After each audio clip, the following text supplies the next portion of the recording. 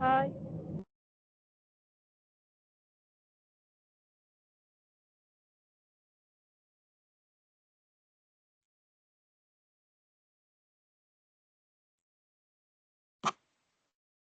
Hi, good day. Please give us a minute while we set things up.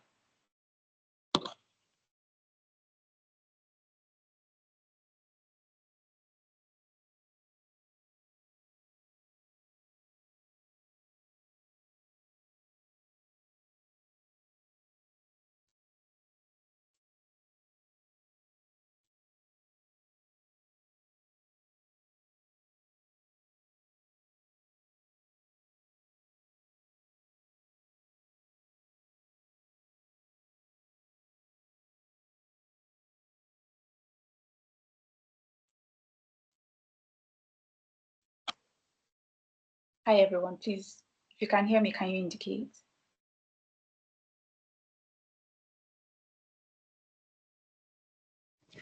Yes, I can hear you. Yes, fine. Okay, good day, everyone. My name is Lois Moses. I am the team lead for the research department of the Pan-African Center for AI Ethics. I want to begin first by apologizing for starting late and also for the medium that we use. We were having some technical issues on Zoom, so we had to switch over to Microsoft Teams. Please bear with us. So I think we've wasted more than enough time, so we should just about get into it. Before I introduce the speaker for today, I'm going to be giving those of us that are coming for the first time or those that have forgotten what our organization is all about, the rundown of what we do. So the Pan-African Center for AI Ethics is a non-profit organization in Nigeria. The center is dedicated to fostering ethical AI development and practices in Africa. This is done through educational programs, research initiatives, and policy advocacy to ensure AI technologies benefit all segments of the African society. With a commitment to inclusivity, the center aims to bridge the gap between technological advancements and ethical standards, positioning Africa as a key player in global discourse on AI ethics. So far, we have had 7 conference presentations. We've also had 6 webinars. Our webinars can be found on YouTube via the Pan-African Center for AI Ethics channel. Also had about 700 webinar participants.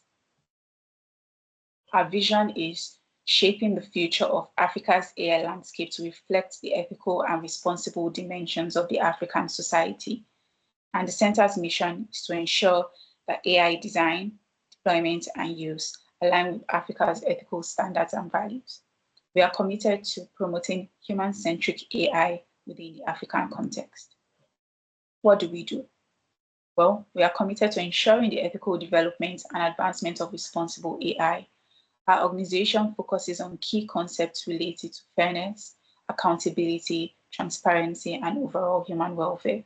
This includes normative values, concerns, and potential risks involved with AI integration and optimization in Africa. Provide coverage on issues associated with the African experience, culture, interactions, and perceptions on AI tools and their deployment. So before I bring in our speaker for today, just give me a moment while I pull up his bio.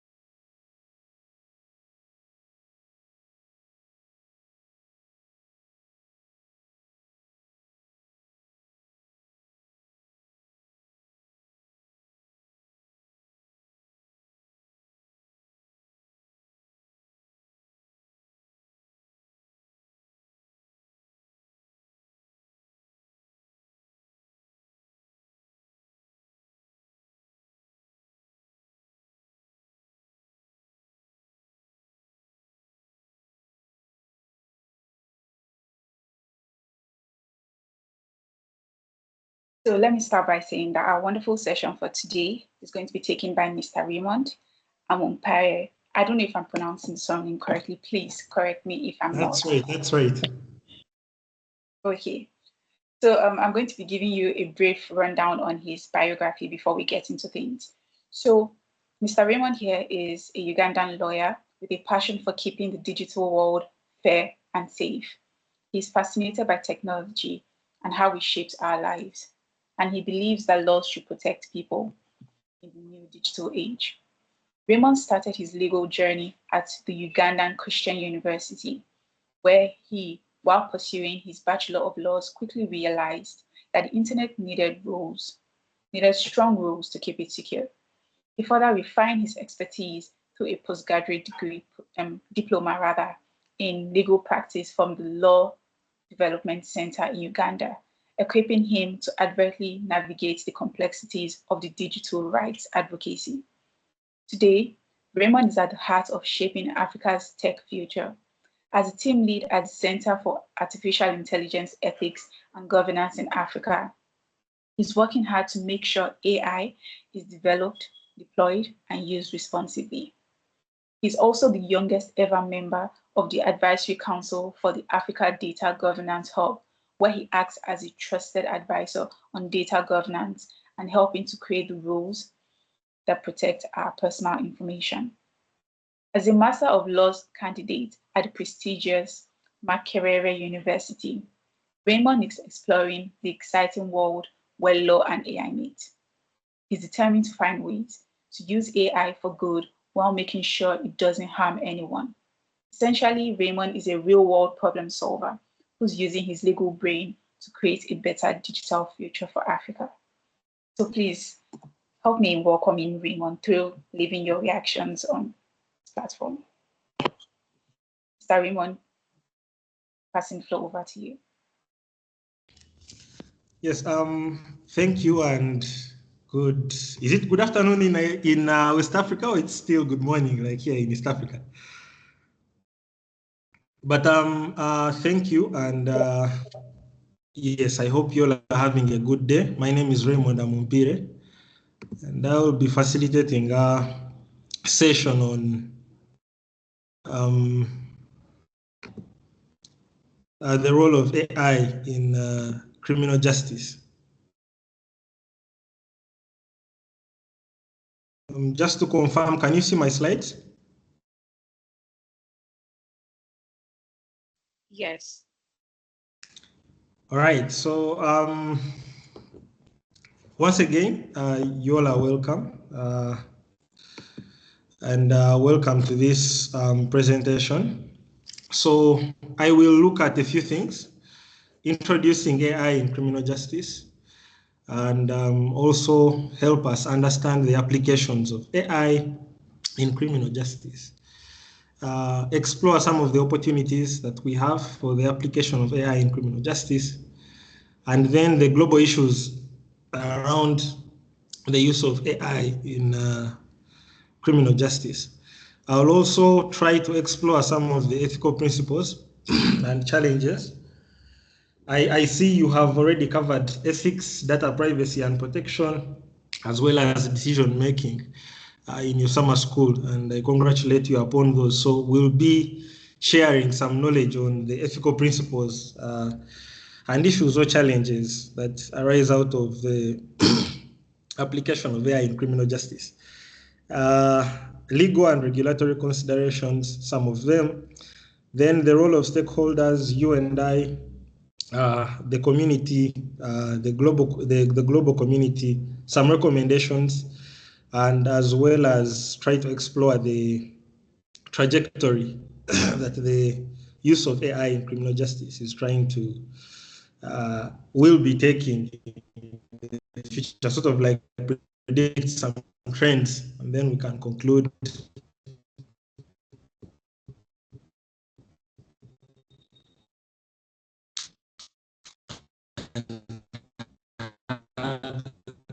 Q&A. But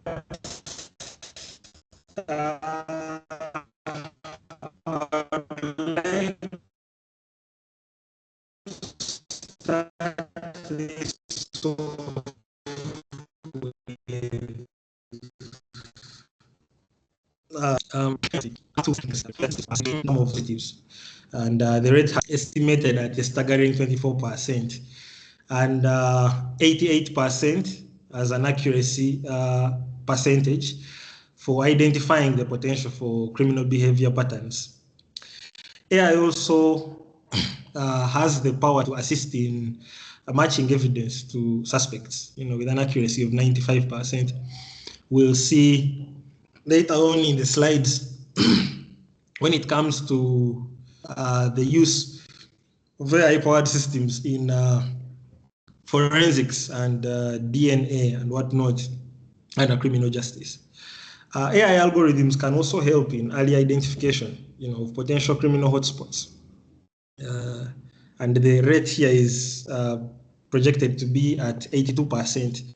We also see that AI technologies can assist in analyzing large volumes of legal documents, thus saving us time and saving over, 69, 70% around that region of our time that we would have taken in analyzing large volumes of legal documents.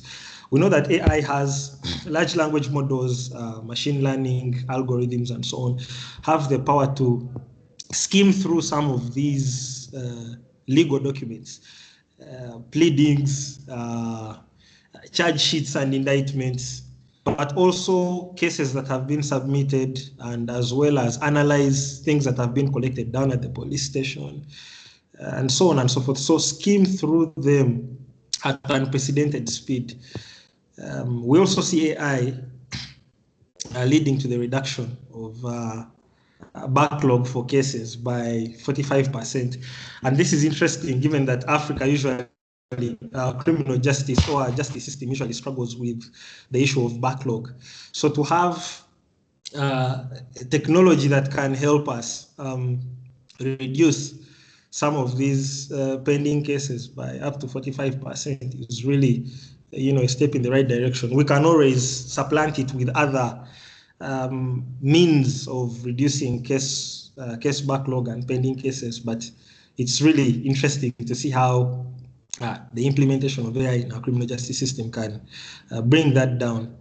Then the accuracy of crime analysis at 75% by AI systems, and by 2030, as we head towards our goals, the SDGs, the 17 SDGs Agenda 2030, Dubai's government is also planning to have, or has actually already planned to have 25% of its police substituted by unarmed robots to help identify criminals amongst us as a population, collect evidence, and help people avoid criminal activity, within the region.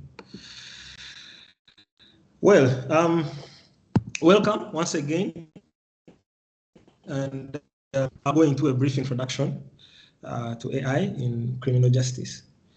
I'm sure we have had thousands of definitions for what AI is in sessions, and I'm also not the monopoly of knowledge on this, so we can always share more about this later.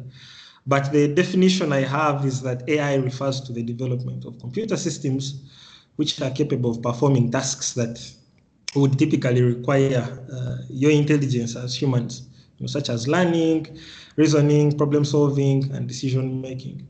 Some actually say it goes on to mimic what we do, in day-to-day lives. We also have some core AI technologies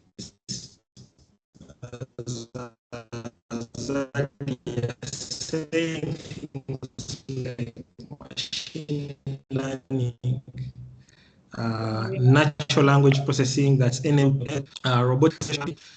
Yes, please. There's some form of interference on your end. I don't know if you could maybe put off your video so that the break would stop. All right. Thank you so much. Yeah, thank you. We are currently having a throttling of the internet because of the anti-corruption protests in Kampala. I think that would, sort of like contribute to that. But I hope you can now hear me clearly, and we can proceed. Please confirm. Yes, we can. All right. Yes, we can. Yeah, all right. So for machine learning, as looking, we look at this as a subset of AI that typically enables systems, to learn from data, pick out some patterns, make decisions with minimal human intervention.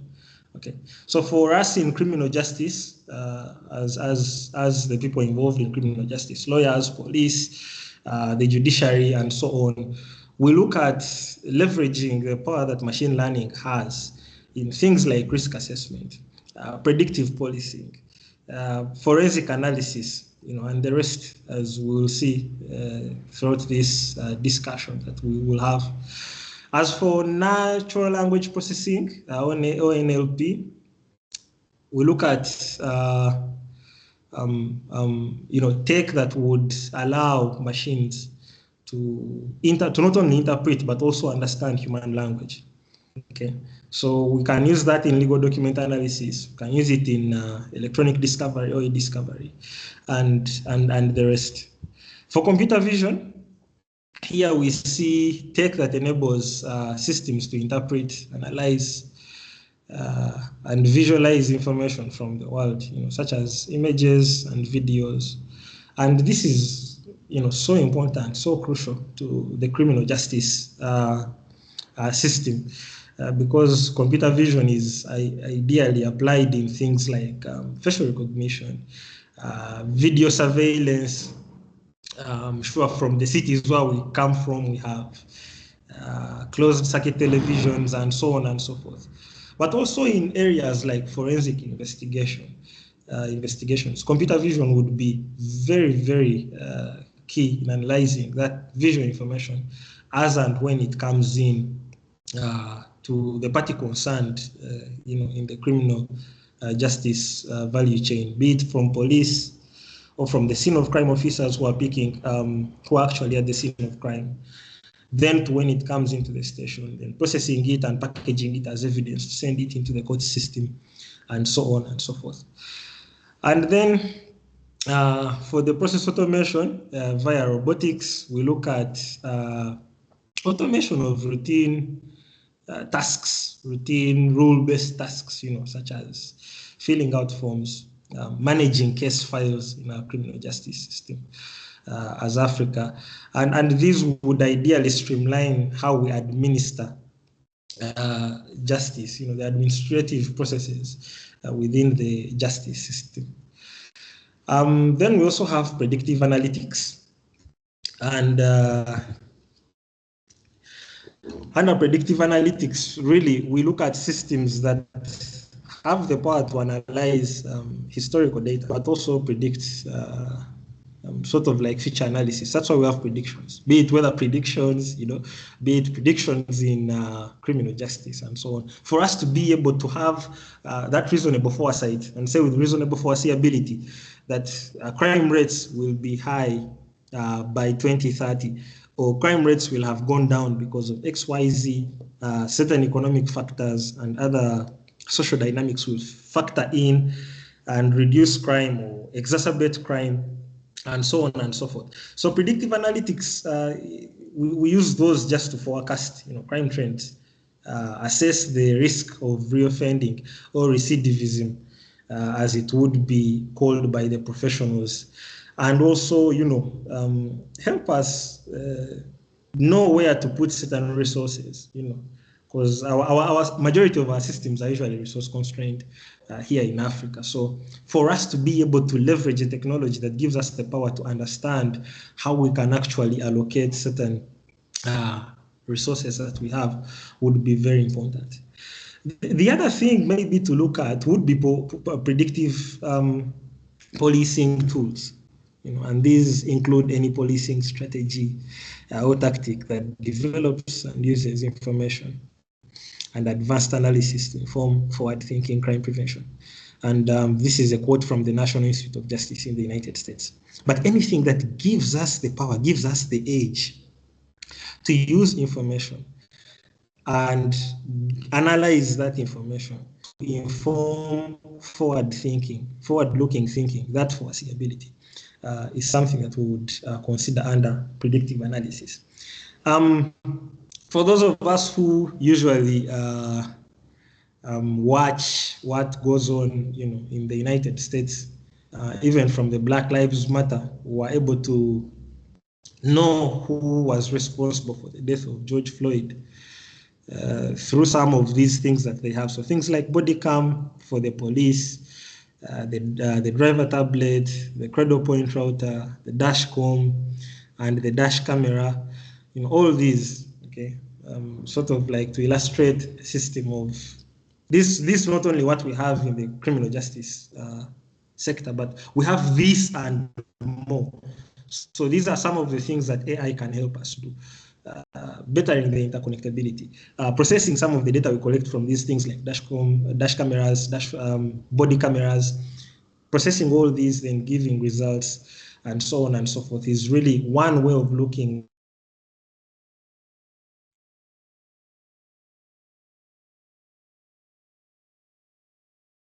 Maybe one day we'll live to see a future where we can see some of these things being applied.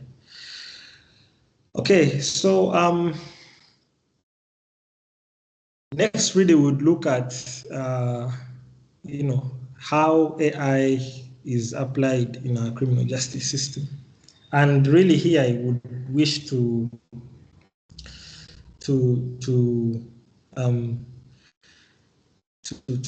pose this to us and challenge us to think of various ways. I have 7 here, but we have various other ways in which AI can be applied in criminal justice system. But the most important of these is predictive policing, as we shall see in the slides that follow. We also have surveillance and monitoring, which is very, very important, because it is through surveillance that we can gather information on criminal patterns, on criminal behavior, information that we would then feed into these algorithms and then inform our decisions as criminal justice advocates or practitioners, okay? And those auditing the criminal justice as well, interestingly. We also have AI in forensic analysis. We'll look at this in the next slide as well. Then we equally have AI's application in the legal processes. So to do legal research, document analysis, and e-discovery, as we have seen, with its power, with its immense power to sift through tons and tons of documents and actually give results and feedback. Very, very interesting. And we also have, sentencing and parole decisions. Note that we all have parole boards and decisions per se in Africa, but we do have pardons, right? In Uganda, we have something called the presidential pardon, so where the president and advised by something that is akin to the parole board in foreign jurisdictions sit and based on their advice and pardon someone who has been sentenced to serve say maybe 30 years, and say we'll give them another release at 20 or 25 because of good behavior and so on and so forth. But we'll also see this in the next slides. AI in corrections and rehabilitation, inmate monitoring, rehabilitation programs, probation compliance monitoring, and so on and so forth, as well as AI in cybercrime prevention and investigation, where we see AI playing a critical role in threat detection, in digital evidence analysis, and as well as trying to understand AI, trying to understand cybercrime from an international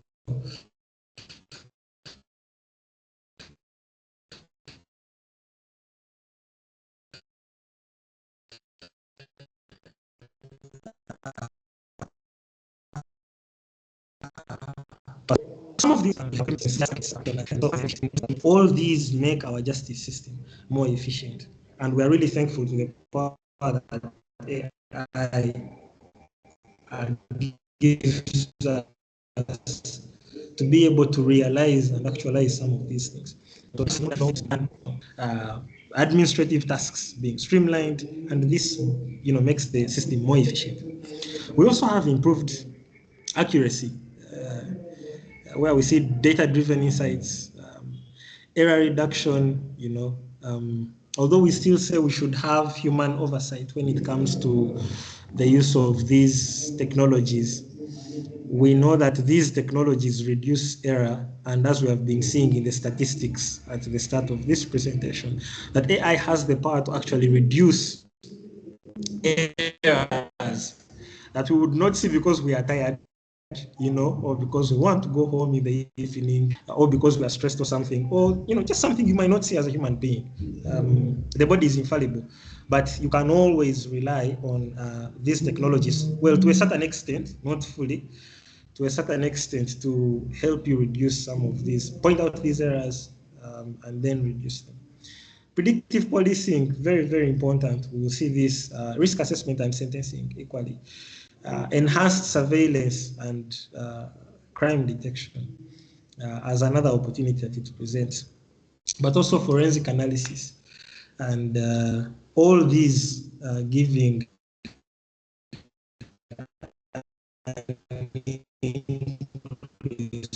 public safety and helping us as taxpayers in Africa. Like the flowchart,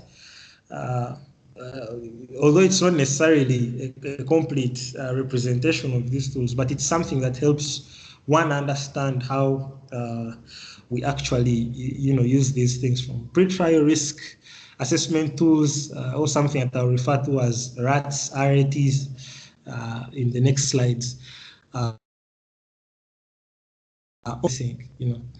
So predictive policing, then surveilling. Okay, we predict, we surveil, then we feed these, into the pre-trial risk assessment tools.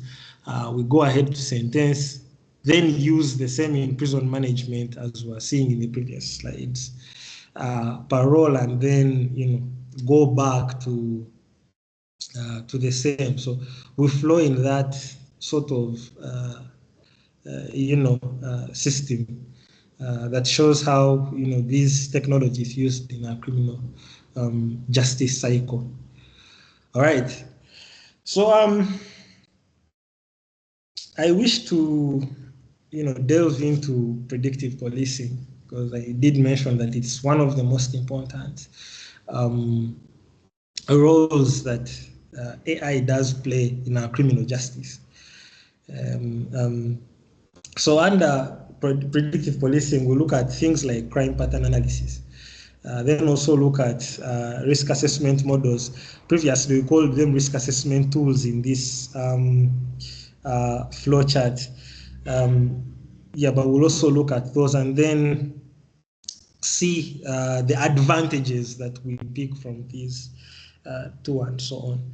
So really for crime pattern analysis, and before I go to the Tokyo Olympics example, I would like to think of them as systems that analyze crime data. Okay, so historically, what has been transpiring as far as crime is concerned, that historical crime data, and then picking out or identifying patterns and trends that can predict where, with some certainty, where and when, because what we're interested in is the time and place future crimes are likely to occur. Okay, so say this and this has been happening over the years at this period. Say during Christmas periods, we have an increase in this sort of crime and this sort of crime and this sort of crime. So we add that, we use AI to sift through the information and predict with some certainty as to where and when similar crimes or related crimes are likely to happen in the future. And really, this comes to the aid of law enforcement, okay? AI becomes an important co-conspirator with the law enforcement, if I may call it a conspiracy, becomes a co-conspirator in helping the law enforcement focus on high-risk areas, pick out predictively the high-risk areas, focus on them, also look out for potential crime hotspots, and advise the public on if they should or they shouldn't go to certain areas. Okay. In preparation, for the Tokyo Olympics, we saw the German police launching AI-enabled predictive policing. And this comes in two main forms. There are other forms really of predictive policing, but the two main ones are location-based and then person-based. So we are trying to understand the when and where based on location, and the when and where based on the perpetrators. Okay, so location-based prediction would work by identifying say places of repeated crimes. Okay, so is it property crime? Is it crime to persons? Crimes against morality? So what are those places where these crimes repeatedly occur, and then try to predict where the next would ideally occur? That is location-based. Now, when you look at person-based, this one really aims to pick out or pinpoint who might be able of committing a crime, as I was saying, the perpetrators. Okay, so we try and measure the risk that a given individual will commit certain crimes based on what we have. But from an ethical point of view, and from your previous classes and reading that you have done, I'm sure you understand that this sort of predictive policing, especially when it comes to persons, can have impacts from a human rights viewpoint or standpoint on the rights of persons. Just because I was convicted previously for grand theft auto does not mean that I will be committing grand theft auto in the next maybe 2 to 3 years, or during the same time next year, or about the same time this year.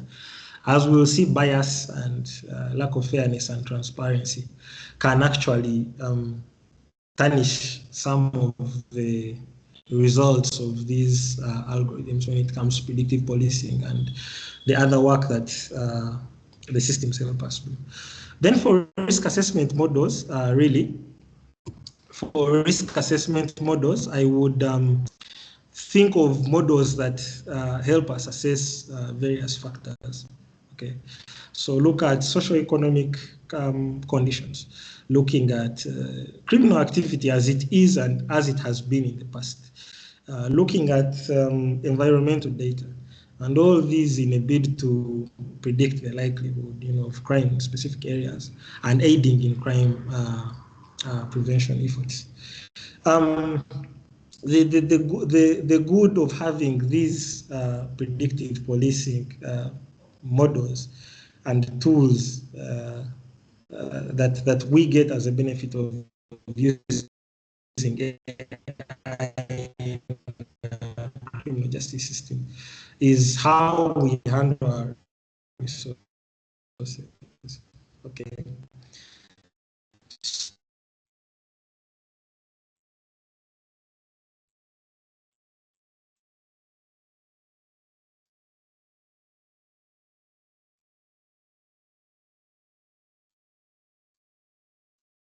It was created in 2012. It's used for risk modeling and profiling by the Amsterdam Municipality Police and Social Services.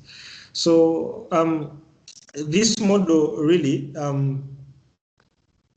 does risk modeling and profiling. Okay, so it attempts to profile the top 600 youngsters or young people over the age of 16 who are most likely going to commit high impact crimes in the future.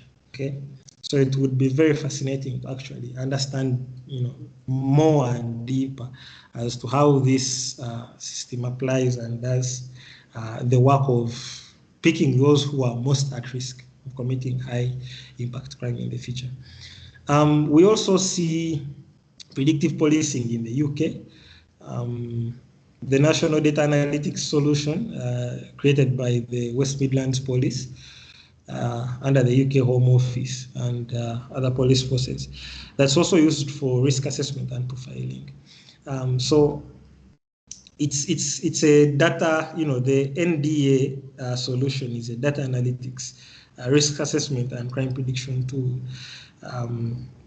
that uses machine learning and predictive analytics to sort of conduct behavioral analysis and predictive modeling in order to come up with and provide individual predictions as well as profiles about people and their likely future actions. Okay, so these obviously are targeted at informing, one, and secondly, influencing preemptive policing interventions. It's better for you to preempt than to wait for something to happen and then you swing into action. Usually our police forces are reactionary, but you never know if we can build sort of a model that is like this for Africa with African data and so on. Then we might be able to preempt and better our policing interventions as a continent. Surveillance and monitoring. Really, this one I would just wish to look at facial recognition technologies, most importantly. So for facial recognition, we see, and these are things that we have, okay? So at immigration, when you're coming into Uganda, when you live in Uganda, the CCTV systems around Kampala, the capital city of Uganda, or maybe in Nigeria, when someone comes to see Bola Ahmed and they have to check in through customs or check out through customs. So some of these tools for facial recognition. So we see AI, we see an increase in AI, driven recognition systems that would be used to identify and track you and me as individuals. And this is in real time, really, across various platforms that are availed. So we have public CCTVs, networks. We also have some at airports, and as I was saying, we will tend to see most at border crossings, really, because we want to know who comes in and goes out. The duty of the criminal justice system, one of the duties is to protect us as nations within the African community from foreign threats, okay? Be it foreign terrorism, be it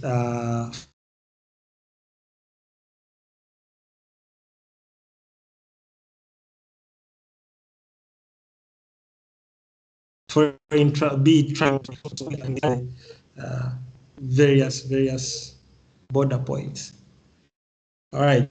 So we also see that this facial recognition technology has got the power to help us in identifying suspects. Okay.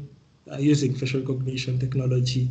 I'm sure most of us have seen these in the movies. The Western countries usually portray them well when it comes to Hollywood. The way they can actually use facial recognition to find missing persons, to find suspects, as well as preventing unauthorized access to certain secure areas is a fascinating way or role of seeing AI at play when it comes to enabling facial recognition technology. The other way is through the license plate registration, which is automated, really, where these systems scan, just like when you're going at the airport. Scan and recognize your vehicle's number plate or license plates. And these can help us find stolen vehicles, can also help us track suspects, enforce traffic regulations, and so many other things when it comes to dealing with motor vehicle assets. Then we also have behavioral analysis, where AI systems analyze video feeds. I'm looking at video feeds and so on, to detect certain things that are unusual. Okay, so look out for suspicious behavior, such as trespassing. It could also be loitering. There are nations that are so serious about loitering, they would be interested in picking out that behavior, aggressive actions, and so on and so forth. So that our policing, our criminal justice can. So AI really has got that power to help us analyze certain behaviors, okay, behavioral patterns and other behaviors. I have a single case study for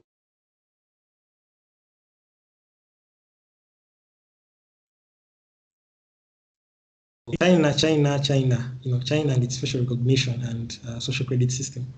So really, the social credit system is something that will fall under the ethical bit, but the most important thing here we can pick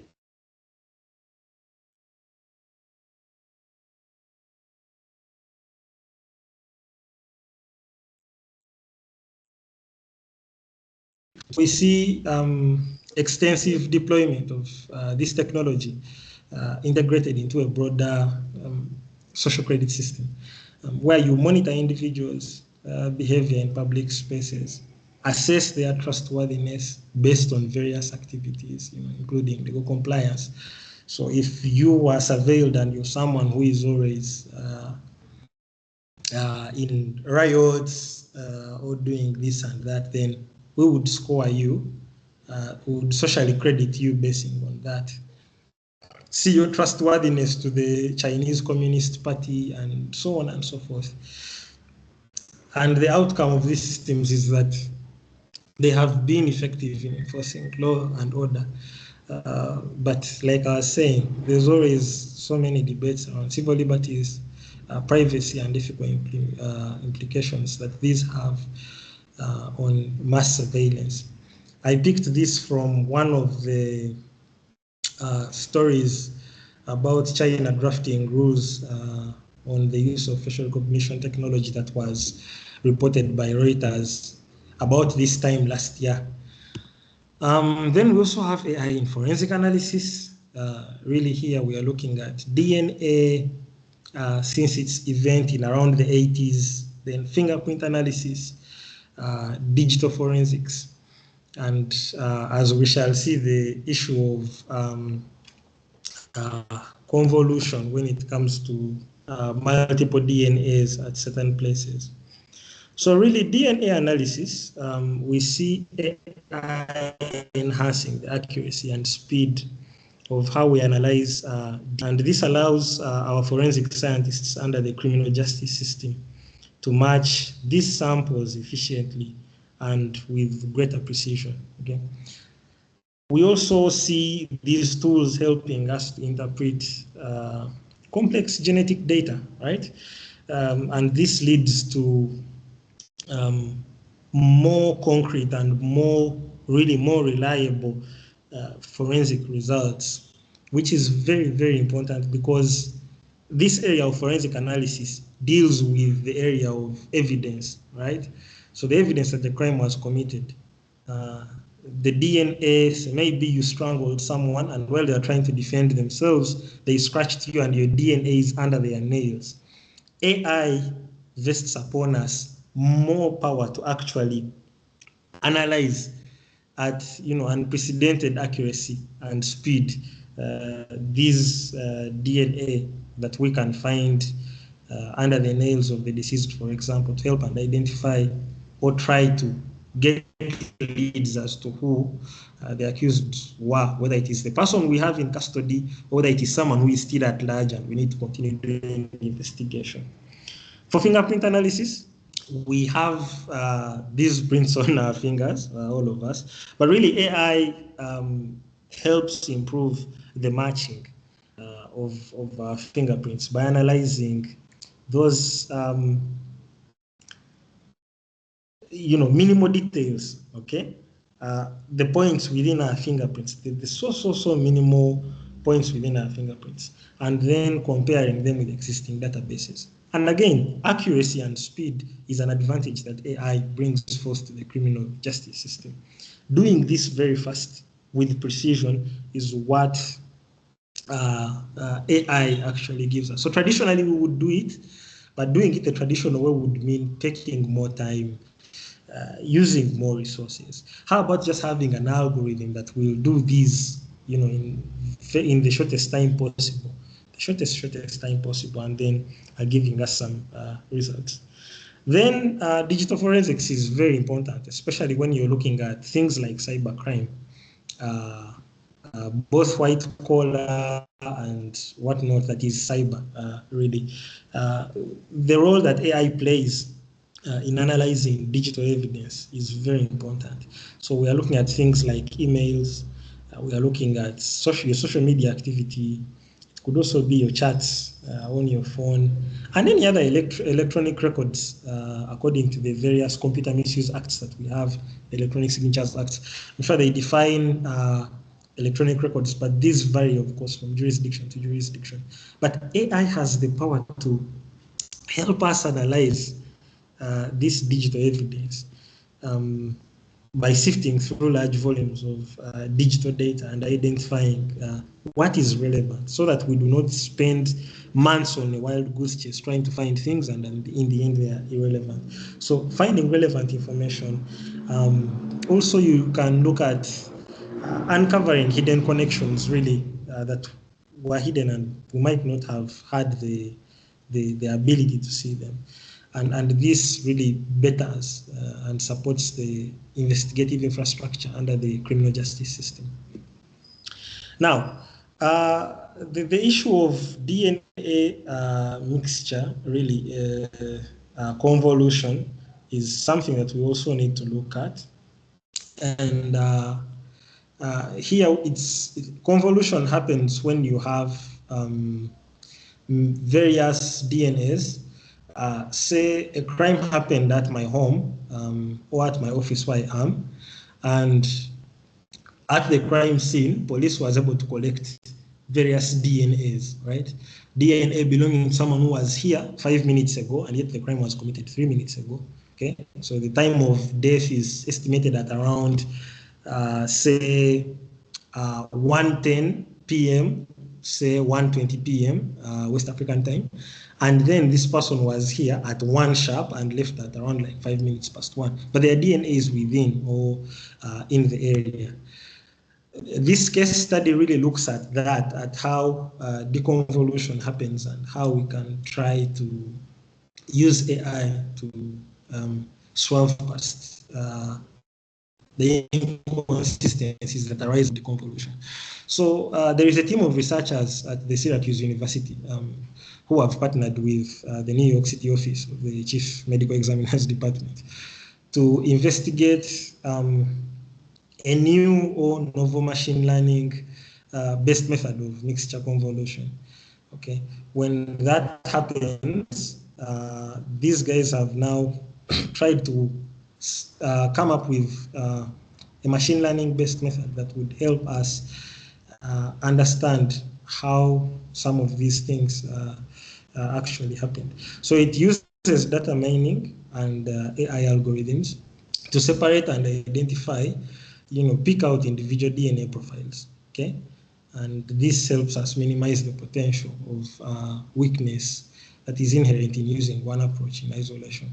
So if you can be able to pick out and say this is Kingsley's DNA, and this is Raymond's DNA, and this is Ronaldo's DNA, then we can be able to, single them out and see, with some certainty who actually suspect, who do we need to chase down and who do we need to stop wasting our resources on as a criminal justice system trying to chase. So AI really has that potential to assist us in some of these complicated analyses. Now, AI also plays a very important role when it comes to sentencing and decisions of parole or pardon within our criminal justice system. So for sentencing, we would look at the risk assessment tools as we had seen in the flowchart in the earlier slides, and then the use of AI when it comes to recidivism or reoffending. Okay, so trying to understand that, and then we actually see that AI has the power to reduce some of these repeat offenses by up to 57%. But really, what is it that AI does when it comes to risk assessment? So ideally, AI systems, can be employed to assess risk of reoffending by analyzing factors such as criminal history, but also analyzing behavioral patterns and psychological profiles.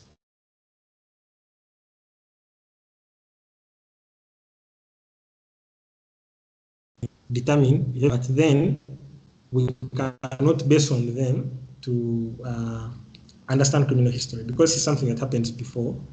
But then behavioral patterns and psychological profiles are some things that we can use while coming down to a sentence. Okay, because we have factors that we follow as criminal justice systems in Africa while sentencing. We don't just wake up in the morning and say we have sentenced you to this. Okay, so we have factors that we follow or principles that we follow while sentencing. So we need to pick all this data and then use these risk assessment tools to assess the risks of recidivism, but also assess the patterns that have been happening so that we understand, is this a serial offender or what you people would, or what other people would call a serial offender, and try to understand how those things work. So these analyses and assessments at the end of the day guide sentencing decisions by judicial officers. They also guide on the eligibility of parole or pardon for convicted persons or convicts, as well as the conditions that you need to set when you give this parole, okay, or probation. Say we are going to send you home early. You do not have to finish the 20-year sentence. You can maybe serve 15, but then for the next 10 years, these will be the conditions. You do not have to drink, you do not have to do this and do that. We usually see these cases when it comes to issues of vehicular manslaughter, where motor vehicles are actually involved. Consistency in sentencing, that is really, really, I think, a clear-cut case of using AI, where these models compare cases, with similar circumstances, and as well as determining the outcomes so as to ensure a consistency. So in law, we have something we call precedent. But you can always deviate from precedent. There is precedent that is binding and there is precedent that is not binding. Okay, so AI can ideally help us in maintaining that consistency in the spirit of respecting legal precedent that was set before. And of course, this reduces the impact of individual biases. Let's say you abused the judicial officer and they decided to give you 7 years. Yet all these other past offenses have been, the rule has been at least 3 to 5 years. So those individual biases by judicial officers, but also in helping us maintain fairness, because fairness is a very key tenet for our criminal justice system, both here in Uganda and East Africa, in West Africa, in North Africa, and even in South Africa. Fairness has always formed a critical tenet. So if we can have that consistency, then we can maintain that tenet, or water that tenet and facilitate it to actually sprout and grow better within our criminal justice system. Then fourth, we look at the bodies really and how data-driven insights into how the inmate has been behaving, the likelihood of reoffending, as we have seen earlier, and as well as their readiness for reintegration into society, because these are people we're going to release. So you need to understand all those patterns, and AI can give you the power to do this, within the shortest period possible. So like I was saying, when it came to consistency in sentencing, AI systems actually help us reduce biased decisions up to 65%. And this is a very important role that AI does play. In Ukraine, in 2020, the Ministry of Justice created Cassandra, and this is a risk assessment program which uses the elements of AI as part of supposed reforms of penal institutions. So we look at the ability to automate the process of providing pre-trial and pre-sentencing reports, as well as analyzing individual offenders to assess their potential risks of reoffending, like we have been seeing in the previous slides, and producing assessments for pre-trial and pre-sentencing reports which influence the decisions of judicial officers. As to whether or not they shall be bind, that remains at the discretion of the justice system or the courts, but at least they will be influenced and informed by some of these factors that have been assessed by Cassandra. All right, so before I move to the next part, we need to note that context is very key for training and implementation, be it for us as criminal justice system advocates, but also for our machine learning algorithms. Context is very, very important, so that we do not negate things like the African context and setting and our diversity while training and implementing some of these models and systems, and then we have results that are so Western or so far in the East and very far and divorced from what the context in Africa is. All right, so I wish to look next at the global issues, and in the interest of time, skim through some of them. So the global issues around AI in the criminal justice system include bias and discrimination, the lack of transparency and accountability. Transparency is seldom required when it comes to some systems like the pre-trial assessments that we have been seeing. But one of the primary criticisms of these tools is that they are proprietary and they are developed by technology companies, say maybe like OpenAI, that refuse to disclose some of the inner workings of the black box. So black box issues around transparency, trade secret and other IP protections or intellectual property protections and defenses that have been given to these companies also give rise to demands of the underlying logic for some of the systems used. We also have privacy and surveillance concerns. We have seen the use of surveillance in the previous slides, but particularly in facial recognition and behavior analysis. This obviously raises some issues, some concerns around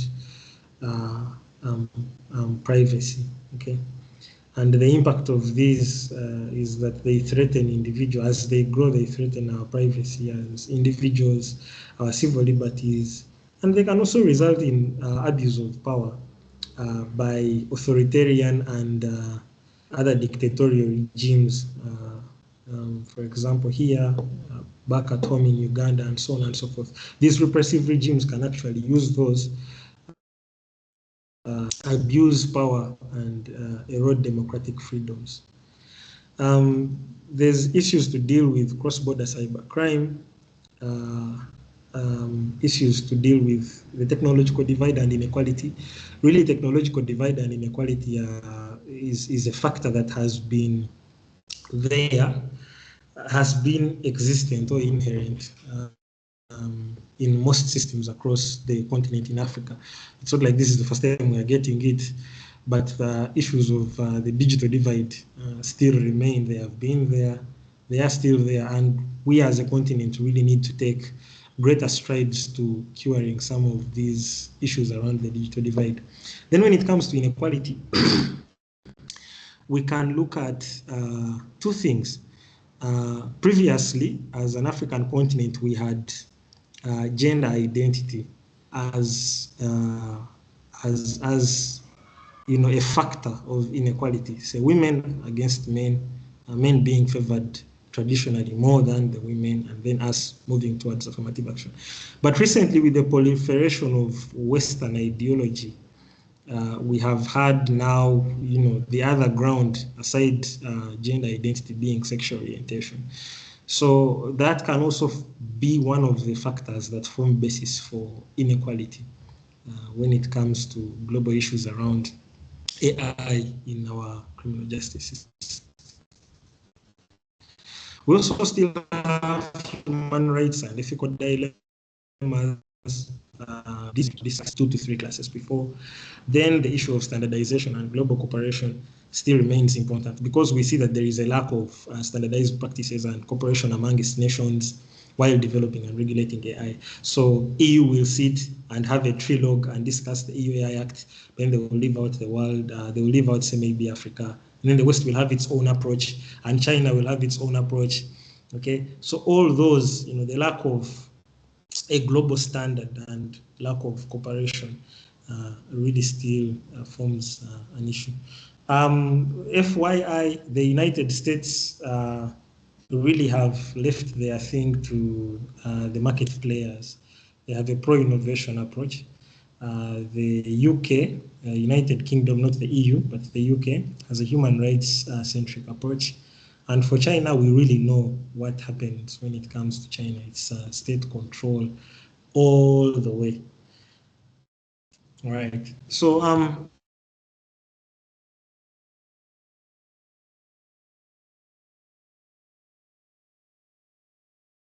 with criminal justice. So we see that AI systems can be used in criminal justice, but we also need to design them and implement them in a way that promotes fairness. Previously, in one of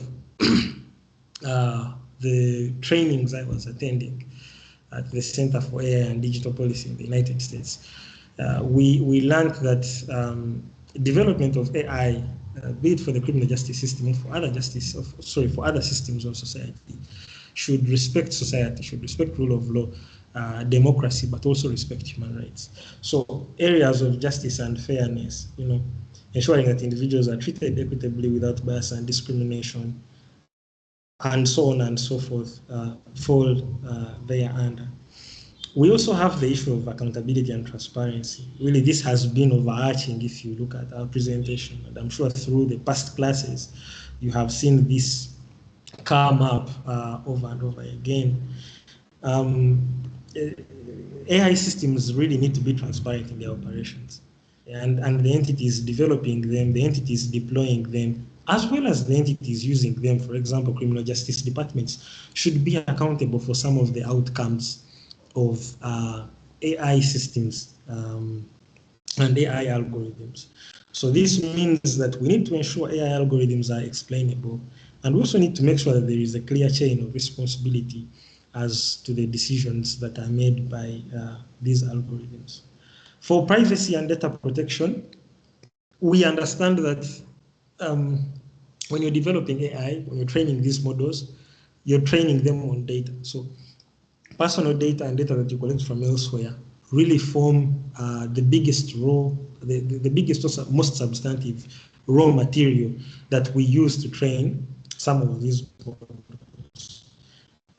The use, again, of AI in criminal justice does not differ from that. How we respect individuals' privacy rights and ensure the protection of their personal data outside the criminal justice system, but while training these AI models, still applies when we bring these AI models to operate within the criminal justice system. Maybe one more thing is that AI systems should really, or ideally, operate within the bounds of established legal frameworks. And as we go forward, we'll see this as one of the challenges. We have seen the lack of standardization, but then the lack of clear framework. But then AI needs to abide within the bounds of certain established legal framework, such as the data protection laws of Uganda, the protection laws of Nigeria, of Ghana, and wherever, and use that data that is necessary and proportionate for the intended purpose for which we are actually using them.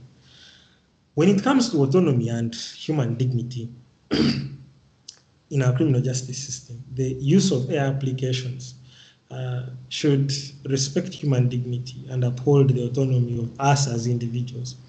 And now this means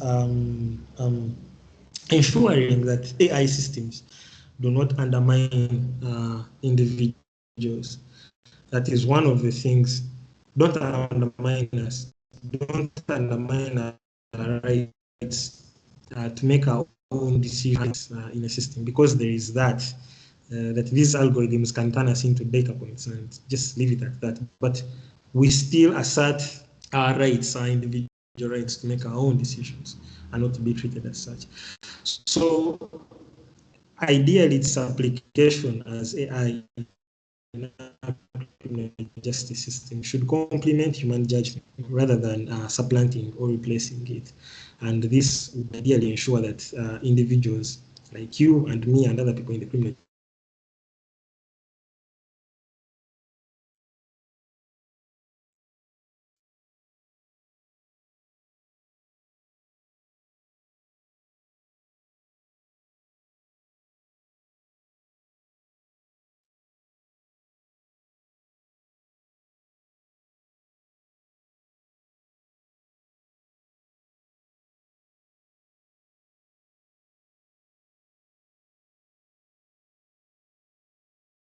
design these systems. So non-maleficence, we are looking at designing systems to do no harm. Okay, can we put forward that do no harm rule as advocates for the incorporation of AI within our criminal justice system, and also making sure that it contributes to the greater good actively for the well-being of society, which is what I've referred to as beneficence. So this means minimizing potential harms, such as wrongful arrests or biased sentencing, and then on the other hand, maximizing the benefits, such as improving the efficiency and fairness of the justice system. For those of us that are here and did watch it's Mission Impossible Dead Reckoning Part 1, I think the most recent movie, you should have understood the depths to which rogue AI systems can actually go. So we need to work so hard to make sure that we minimize those cons and maximize the pros, so that we do not end up in a situation just like the one we see or we saw in Dead Reckoning. Again, just to refresh our minds, AI, these algorithms really are garbage in, garbage out. So I pointed this out because of what we're going to discuss next, but also the fact that we need, as we use these in the justice system, and as we have done exploring some of the ethical principles, using quality data to train some of these algorithms, so that what goes in is good. And then ask the people using them to prompt them to use them at the user end. Also as being able to prompt them in a way that is thorough. Because if you prompt them in a manner that is not thorough, then you'll get something that is not thorough. If you feed it with biased data, you will obviously get biased outcomes. And so on and so forth. So it works on the other side as we train, as we develop, as we deploy, but it also works on this side as we use some of these AI systems. All right, so for the ethical issues, really bias and discrimination, where we see data bias and algorithmic bias. The lack of transparency and accountability, we have discussed the black box problem already in previous slides around transparency, and then the issue of accountability. surveillance, overreach, and data security being concerns that are faced when you look at it from a privacy angle. Then legal and regulatory uncertainty, adequacy of our frameworks, jurisdictional challenges, and many other ethical dilemmas. Then the erosion of due process when we discuss human rights and freedom of expression and assembly. Some of the ethical issues and challenges. Then we have issues and challenges around public trust and perception, where we see mistrust of AI systems, perceived infallibility of AI, and so many and so forth. Resource inequality when it comes to the digital divide, access to some of these emerging technologies like AI, training as well as expertise still lacking as one of the other challenges. So some of the considerations really from a legal aspect, and being a lawyer from a legal background, it would not be just unfair that I had facilitated the session and left without discussing something to do with the legal and regulatory considerations. So really very fast, when we look at the regulatory frameworks for AI, we see that from a global context, many countries have established or set in motion discussions to establish legal frameworks to regulate these systems, but they are still, in their nascent stages. We have seen some that have been very successful, but then we see some that are still, developing. Now, these frameworks are very, very important, okay, as existing legislation for ensuring that AI systems in criminal justice do operate within clear legal boundaries and protect our rights while promoting fairness and transparency. So we eat all the good fruit that we can from AI while minimizing that is rotten or that is actually bad. But then we still see a need for harmonization across different jurisdictions to avoid regulatory gaps. And we'll also see this around jurisdictional variations down here as we discuss. For international standards, we have seen the International Organization of Standardization, or the ISO standards on AI. We have also seen something to do with an ethics framework that has been developed by UNESCO. These are very, very important, and they help us create a level playing field, ensuring that AI systems are developed and deployed in a way that would respect global norms and principles, across nations, be it in Africa or across the world. These also facilitate cooperation, cross-border and so on and so forth. For the data protection and privacy laws, again, data is a very important raw material when it comes to training algorithms, as I earlier pointed out. So because the systems rely on large data sets, that could include personal information. So it is very important that we consider the various laws on the protection of data that are critical to safeguarding individuals' privacy, which can be at play, especially when we're dealing with things like sensitive data. For jurisdictional variations, really, these arise out of different countries or nations having varying approaches to AI regulation. And this can be influenced by legal traditions. Like I was saying, Africa has different contexts, so we cannot uproot an oak tree from the EU and bring it to Abuja or to Lagos and want it to grow. It will certainly fail. Or carry a tree from the United States and bring it to Uganda, where we only have 2 seasons instead of 4. It might not thrive. So the differences in our legal traditions influence, just akin to that example I was giving, influence some of these disparities, but also the levels of technology. America, UK, the EU, the East, the Far East, the Middle East, North Africa, East and West Africa and South Africa, we are at different levels when it comes to technological advancements, but also political priorities matter. You have a nation that is grappling with corruption. You have a nation that is grappling with insecurity, terrorism, and so many other attacks, could be from Al-Shabaab or Boko Haram. But you're trying to fight some of these things. All these weigh in as to that causing of the variances when it comes to the jurisdictional aspect. And this really complicates cross-border cooperation in criminal justice and creates challenges for multinational entities at the end of the day. The other issue is around accountability and from an aspect of liability this time, determining who is accountable when AI-driven decisions lead to errors or injustices. And we see that that can really tend to be a complex challenge. It's also compounded by the fact that some systems or AI systems, as we see them, often involve multi-stakeholders, developers, operators, and end users. So these can also exacerbate that issue of liability further. So we can try and tailor, our systems. I know there might be a question around then how do we solve the issue of liability?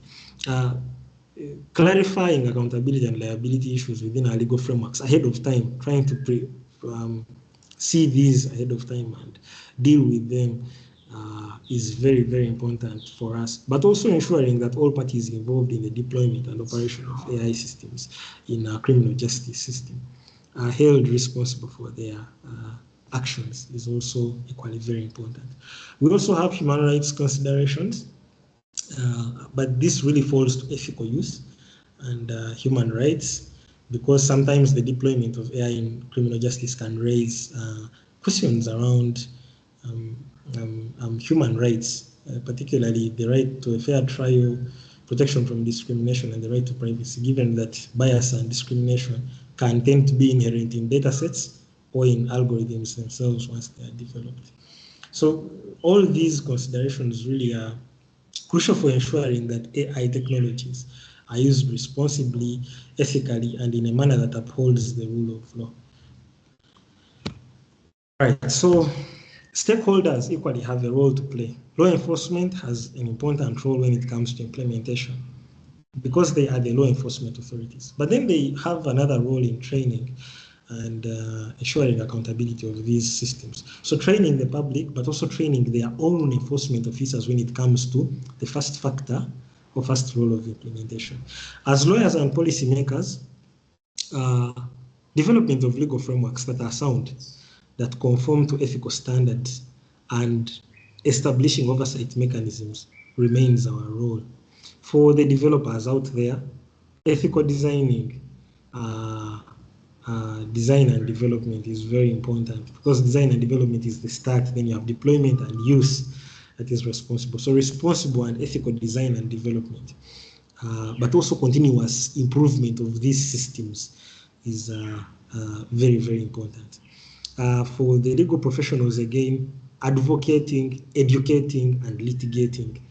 And really, I thank the Pan-African Center for AI Ethics for coming up with this summer school, where we can, discuss and exchange knowledge and do this role of educating around the areas of responsible AI development, deployment, and use, be it in the criminal justice system and in other sectors of the economy.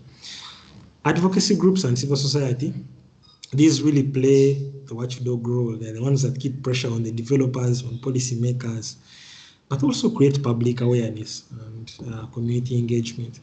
For those of us who fall again in other fields, such as the academia and research institutions, and again, the Pan-African Center for AI Ethics does fall under here, carrying out research and also submitting policy input, for some of the policy frameworks that will be developed, and so on and so forth. And also doing research around innovation to help the technology developers is important. And the general public also has a role when it comes to demanding accountability. But it's also very important for us to ensure that we have an informed citizenship. So whether it is you writing a newspaper article and publishing it in the Daily Monitor of Uganda, or publishing it in the Abuja Daily, or wherever, it is very, very important for you to carry out some of these things.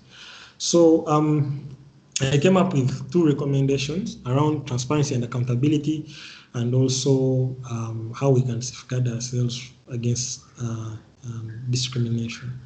So for discrimination, really, we need to implement mandatory independent testing for biases in the design and as well as pre-deployment phase. Then, like I was saying previously, under technology developers, here where we see continuous improvement, we also need to continuously implement tests for biases post-deployment once these systems have actually been deployed and actually now out there for use. How do we carry out this testing? We need to have data. And like I was saying, with garbage in, garbage out, we need quality data, not just any data, but quality data on the criminal justice system of Uganda, of Africa, of South Africa, should be available. And separated by race, separated by ethnicity, separated by nationality, and so on and so forth. So let's separate that for the Nubians, let's separate that for the Sotha people in South Africa, let's separate it for the Baganda people in Uganda, let's separate it for the Turkana of Kenya, separate all these, and then, do testing of that data on criminal justice. Then ensuring transparency and accountability is very important when it comes to AI and automated decision-making models. Okay, so AI and ADM can be used in criminal justice, but then they must be transparent. And we have seen areas of legal protections under intellectual property, under trade secrecy previously. Can we not subject some of these things when we apply them to that? We need to make certain exceptions so that those requirements are waived, and then we can investigate into sort of what I would call the black box challenge and try to understand how some of these things work. Open sourcing is another important way of increasing transparency. And then when it comes to accountability and transparency as one, we need to look at the outputs being able to be understood and scrutinized by controllers, subjects of these decisions, such as suspects and accused persons who could be you or me or your brother or your sister, and as well as the general public. Then the element of notification whenever there has been involvement of AI or automated decision making mechanisms, so that individuals are given notice on the involvement of these systems and how they may actually impact their rights and the decision making process under criminal justice is a very important way of looking at it. The other thing is to introduce and make sure the issue of human decision makers, okay, the central role, the pivotal role that humans play, as we have been seeing previously under organizations that they play oversight, but us as humans or human decision makers, evidencing how and in what ways decisions were influenced through fully reasoned, case-specific written decisions, including what factors influenced a certain decision, and whether this involved AI or ADM system outputs. And then establishing clear routes for challenge or redress in case we are aggrieved by decisions from arising out of these systems. How do we contest or challenge these decisions or systems themselves is a very important way. So waive the protections, let them be easy to understand and scrutinized, notify, keep the role of the humans very centric, and then also avail avail avenues for challenge or redress. I made some projections or trends as to where I see this going. Innovation will not stop. So we'll keep innovating, and we've been saying even post-deployment, can we continuously innovate to make these things better? Explainable AI, explainability of some of these decisions and how these algorithms work is very important. But then the integration of AI with other technologies such as the Internet of Things, blockchain, and virtual reality. So virtual reality on how we can envision things, blockchain on keeping some of this information safe, IoT, how we do day-to-day lives, be it the washing machine, be it the so on and so forth, cars and traffic lights, and so on and so forth.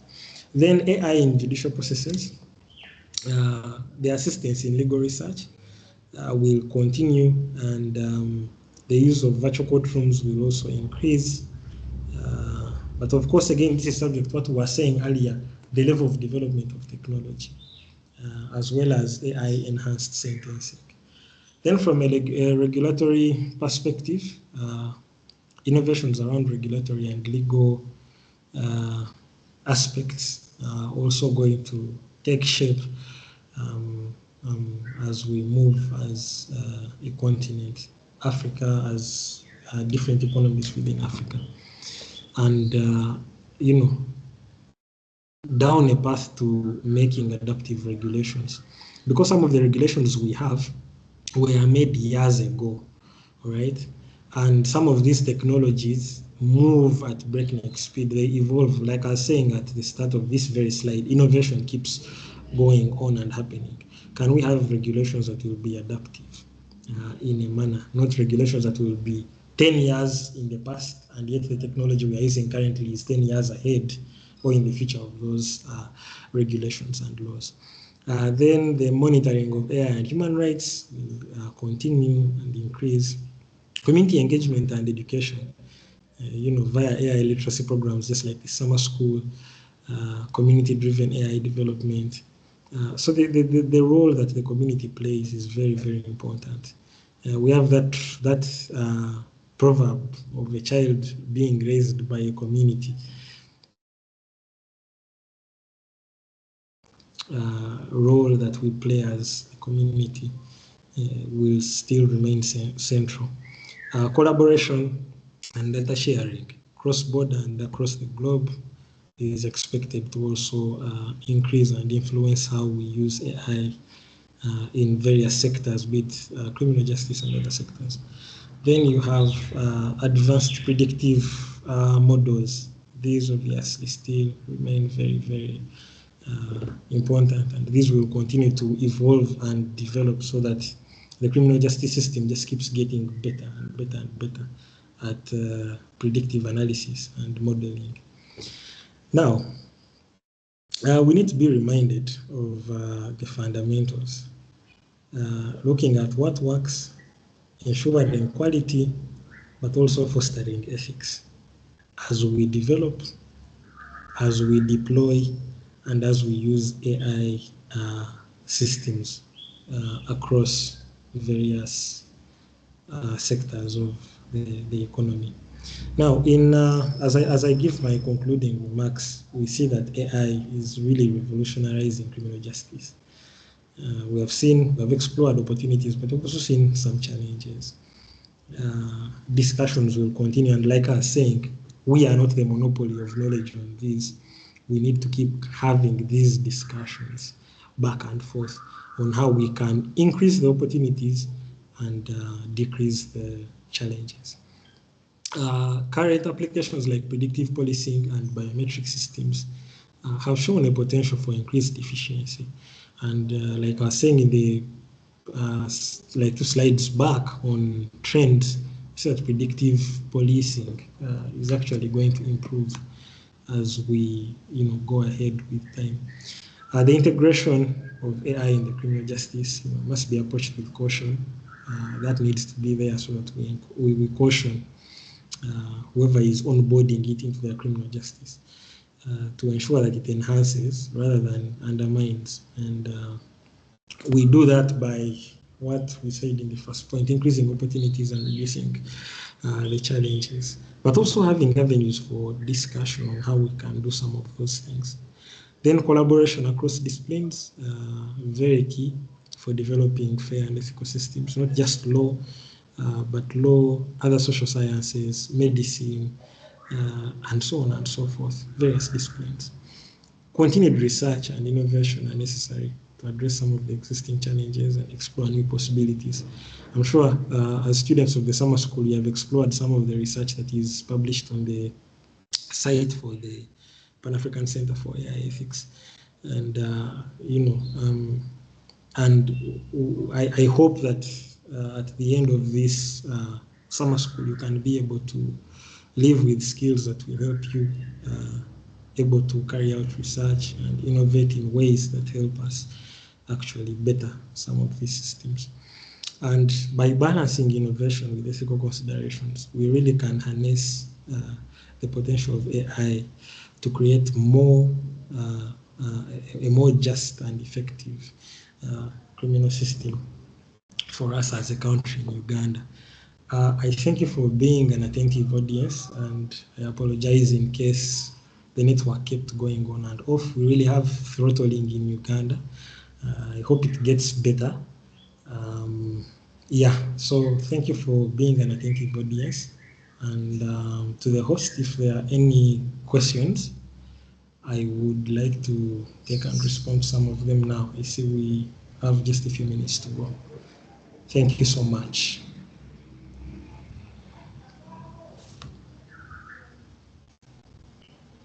All right, thank you very much. It was a really, really interesting and insightful session. I don't think there are any questions. Please, you could leave that in the chat box, or you could unmute yourself and ask your question. Yes, I have a question. Please, can you hear me? Yes, we can. Go ahead, please. All right, so I have two questions. The first one is, can there be transparency without explainability? Given that some of these ML algorithms is not all that we can really explain. So how do we achieve transparency about that? Given that there are algorithmic biases, now, so in case we are in a situation where there are algorithm biases, what do you advise us to do? How do we weigh our options and make the right decision? So that's one. Equally, about ethical principles that has to do with non-maleficencies and benefit. I don't know how to pronounce that. So do not harm. Ensure it contributes to the greater good. Yeah, I'm just kind of thinking about most of these big firms that are developing large language models, and it takes time for these things to develop, and they consume a lot of power.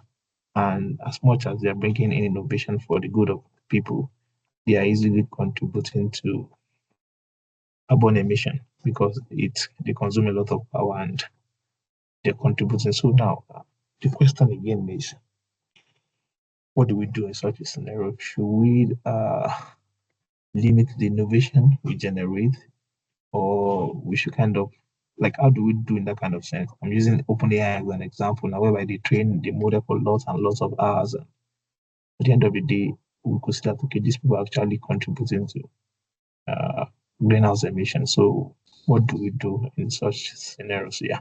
So those two questions. Yeah. Thank you. All right. Thank you so much, Emmanuel, for those two questions. First, my sentiment for the first question would be that the answer would be no. Transparency without explainability is incomplete, because transparency involves making AI processes visible, explainable, visible, whereas explainability ensures that some of those processes are understandable and allows you and me to comprehend how those decisions are made. So I don't think we can have one without the other. Rather, transparency and accountability would be complete, whereas transparency and explainability would be complete, whereas transparency without explainability would be an incomplete equation. Maybe back to the emissions bit. You really raise a very important question when it comes to the issue of the carbon footprint and emissions that some of these things raise. I can suggest maybe a few ways we can ensure that we do no harm while still developing some of these, systems. So the very first one I can think of is the efficiency in AI development. Okay, how do we optimize algorithms, and we ensure that we develop more energy efficient algorithms, so that we reduce the footprint when it comes to carbon, the consumption of electricity for some of these systems. But then also discussions around sustainable infrastructure for data centers. So how do we ensure that data centers are made, facilitated, powered by renewable energies? The infrastructure is sustainable and whatnot. These can help us mitigate the environmental impact of AI. Then from, say, an ethical point of view, we can try to, while developing these systems, it would be important for us to consider the environmental impact alongside the societal benefits. And where the emissions are unavoidable, the potential harm should be justified by some significant positive outcomes, like advancement in healthcare or climate modeling itself. Okay, so that you say we are taking with this one hand, but we are giving with the other hand. And again, from an ethical viewpoint, we can promote and prioritize research in and around green AI. I think I did share my socials and LinkedIn. If you are interested, if any of you is interested in discussing how we can actually prioritize research around green AI, which would help us reduce the footprint or the harm of these systems by using fewer resources and without compromising performance, I would be open to carrying on and having some of these discussions. That's all I can say for now. I think there was another hand up.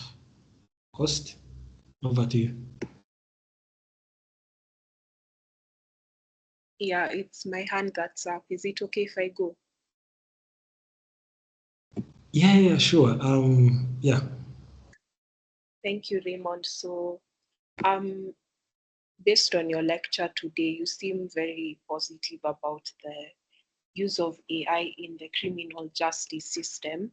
But the reality is that in many jurisdictions, these systems are curated in very oppressive ways. You mentioned the issue of George Floyd, and that brought me to the case of America, where they use the COMPAS system, which is ideally an algorithm that is used in helping to predict crime recidivism rates, as you mentioned.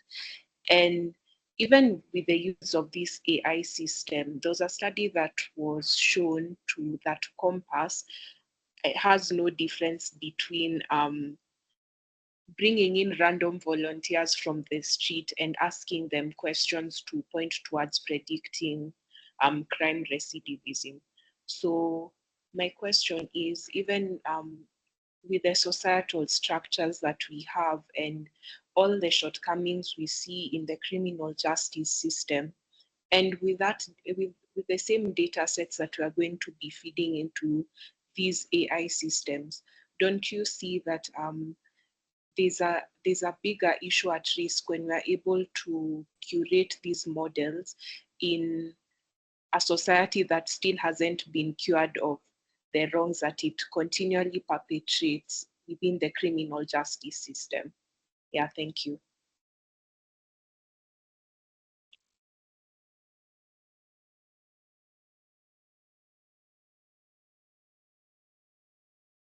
Yes, so thank you so much, Wendo, for your question. Yes, I remain very optimistic when it comes to the application of AI in the criminal justice system. And while outlining some of its opportunities, I did mention a few challenges. But we would need we would need sort of like a multifaceted approach to address some of those technical and societal challenges that still impede the thorough use of these systems, for example, in our criminal justice system. So I'm looking at things like inclusive and diverse data curation, where we ensure that sort of the data trained, the data that is used to train some of these models is representative of diverse populations. It captures a wide range of some of our experiences, you and I and the others on call, our identities and perspectives, so that we can swerve past some of these biases and we do not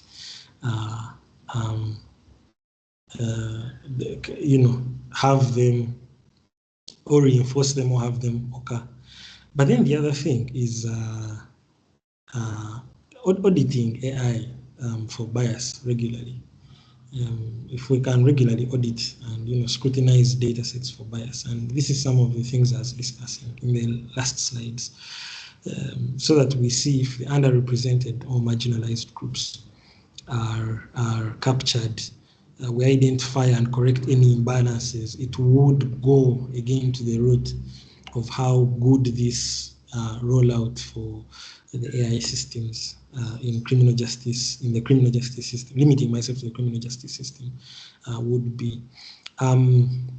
Again, ethical AI development practices are very important.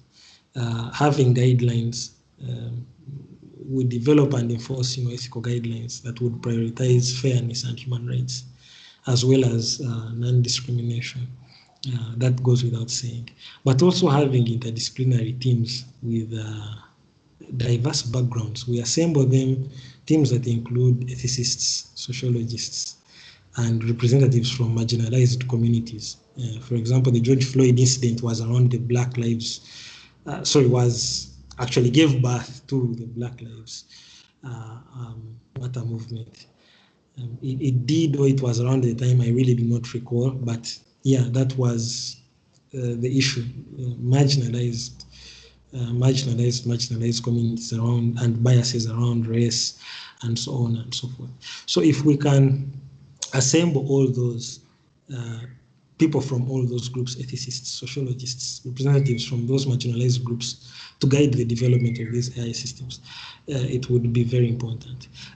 One last thing I can say maybe on that is the issue of impact assessments. If we can conduct thorough impact assessments that consider potential societal harms of AI systems, including their potential to perpetuate oppression. I heard you talking about improving systems so that they are not oppressive. We can carry out impact assessments and look at the potential societal harms these AI systems have, including their potential to perpetuate oppression, and then develop AI ethically. And we can use that as a practice or a benchmark.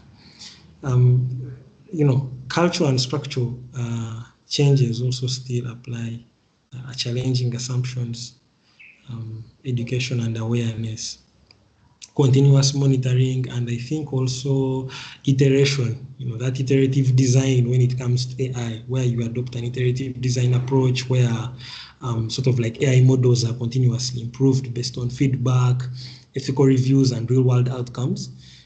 You ensure that they evolve in a direction that reduces harm. That is really what I can say about that. And maybe just one more thing, also empowering these marginalized communities. Okay, can we co-design with the impacted groups, the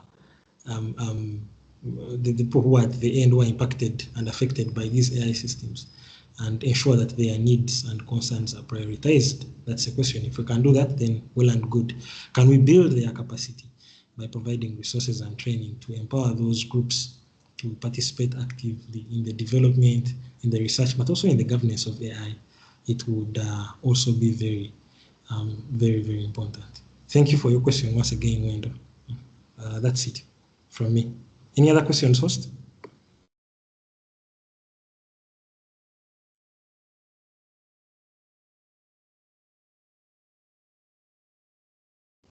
Yes, please, just unmute. I see there is a hand.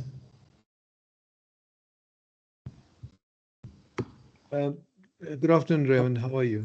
Unmute. Yes, please. Good afternoon to you. I am so impressed. I've been trying to work out exactly how do you apply this within law enforcement. So I come from a law enforcement background. I used to be head of border control for SARS in South Africa, and then I was in the National Prosecuting Authority for the last 13 years. And the problem I have, and I shouldn't raise this as a concern, is the lack of political will. I recently attended a ISS research launch on policing in South Africa, and a lot of what is being said is historical and by my standards outdated. They're missing the point. But if they were to do what you're suggesting in terms of using predictive modeling tools, they'll get it right. They'll know exactly where the challenges are, but there's a lack of political will. And this, I can tell you from my own experience in law enforcement for many years, it seems to permeate the entire system, and therefore, obviously, the outcome is that we're not giving the public the requisite justice they deserve. And I think that's your presentation really resonates with me, frustrates me as well, but I understand where the opportunities lie, and it's about translating this as a business case for the powers that be, including political leadership, to understand how important it is that we meet our justice to the intended audience, the public at large. But I think the roadblocks are always at an administrative or a political level where they don't want these things to be implemented. There's a lot of resistance to even the technology. Thanks again. Thank you so much for this presentation. Really give me so much of food for thought. Thank you. All right. Thank you for your thoughts. And I really recognize that there is a lack of, like you have said, that political will around use of some of these things. So yes, it does exist, and it will be exacerbated by other factors, different political priorities as a nation. Cyril Ramaphosa might have his own priorities politically, and Kaguta Museveni have priorities, Bola Ahmed Tinubu have their own priorities. But what I think we can do, you, me, and the rest on this call, is really to take the route of advocacy and public pressure. So if we can mobilize within the civil society, within media, within international organizations, and say, let's come together and advocate for stronger political commitments to how we police society, to suggesting things like the inclusion of AI in predictive policing, and so on and so forth. I think we can try to take a short stride there, and maybe generations after us can carry it on from us. I believe public pressure can be a powerful tool in enforcing accountability, but also helping shape the direction for where we need to go as nations, African nations politically. And then I also thought of something, collaboration, with a range of stakeholders, be it communities, businesses, NGOs, and we have that unified voice that demands action from our government. Then the issue of political reforms also still comes in. Some of these questions are political doctrine questions. Yeah, but really, thank you for that observation, and I'm glad that it did come out well in my presentation. Thank you. Yes, Rachel, you can unmute and ask.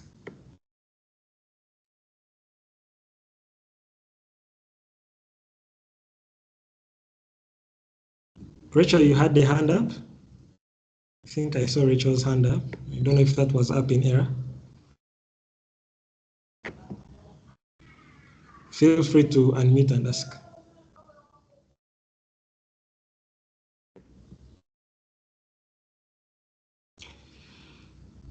All right. If we have no other questions, I would like to hand this over to the host once again, and thank you for being an attentive audience, an attentive class, and for engaging me. Again, we are not the monopoly of knowledge on these things. We just need to keep sharing. Thank you for being, attentive. I wish you a very good rest of the summer school.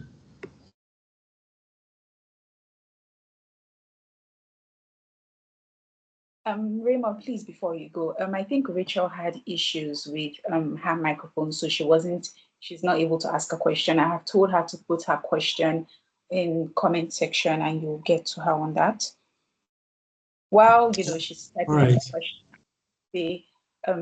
thank you very much for this session. It was engaging. There were some things that I'm sure many of us here were a bit aware of, but you were able to throw in more light, more insight, more practical applications. Like Praveen said, we know that there's certain difficulties when it comes to integrating AI tools in criminal justice because politicians, social actors have some form of vested interest, private interest that may clash with the use of these technologies. But like you said, I think it's very important that we throw in so much emphasis on advocacy, throw so much emphasis on public general participation from the masses, because that in itself is a tool to making sure that we push for AI integration in Africa. So Right. I don't know, Rachel. We're still waiting on your question, Rachel. I think once Rachel they will type in the question, and I'll let you. Yeah, it's all right. Rachel, take your time and write your question. Thank you so much for those remarks once again, host.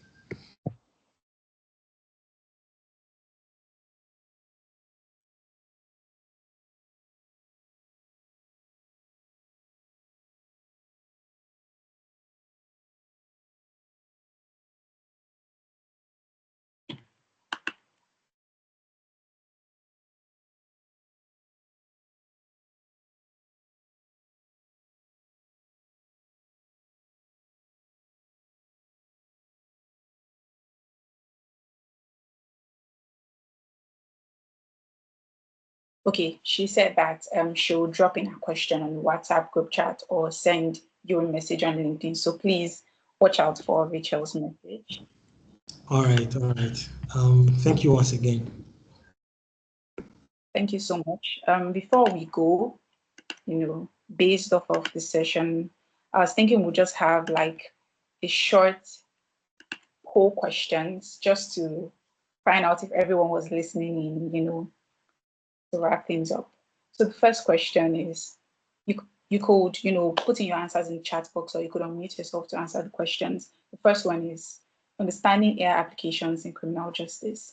So the question goes like this: which of the following is a common use case of AI in criminal justice? A, predictive policing. B, sentencing and risk assessment.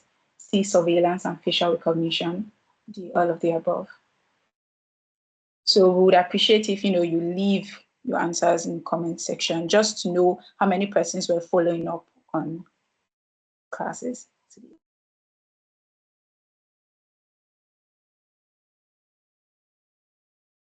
Okay, I can see that Rotimi is typing. Please feel free, feel free to take some, intelligent guesses. It doesn't matter. Okay, D, all of the above. Thank you very much. I think that is Samia, okay, and Essie too. Thank you so much. We'll move to the next question.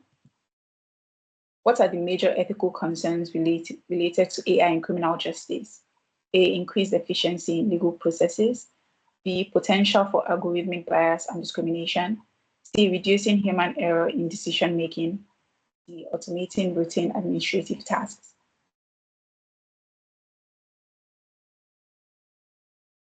Please, you're allowed to make guesses. This, once again, let me reiterate that this is a learning session. We do not all know it all, but the first step is being able to come out of your shell and try.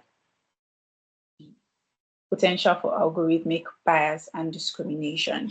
That is, okay, that's from Rachel. Thank you very much, Rachel.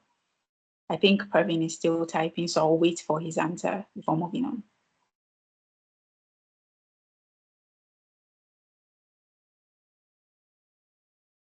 Okay, increased efficiency in legal processes. Okay, I think Praveen has about answered everything, but yes, the answer is potential for algorithmic bias and discrimination. So let's move on to the next question. Which legal challenge is associated with AI in criminal justice?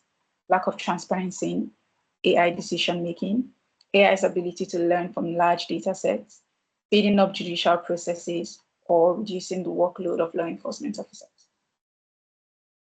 Please take a guess, regardless of, whether someone has answered before or not. A. All right. Thank you so much. Yes, the answer is lack of transparency in AI decision making. So I think that's about that. These are our social media handles. You can follow us here, scan the QR code. We're on YouTube, LinkedIn, Instagram. We're very active. If you have any questions that you were not able to ask in class, maybe because you didn't get enough time, or maybe because you were feeling that wasn't the right atmosphere for the question, please feel free to contact us on our social media handles or on the WhatsApp group chat. So thank you, everyone. I think that is all for today. For those waiting in on the group assignments from the research committee, I promise you that we will be done with it by tomorrow latest. In the meantime, you can begin on your individual assignments. Thank you so much, everyone, and I hope you have a lovely day.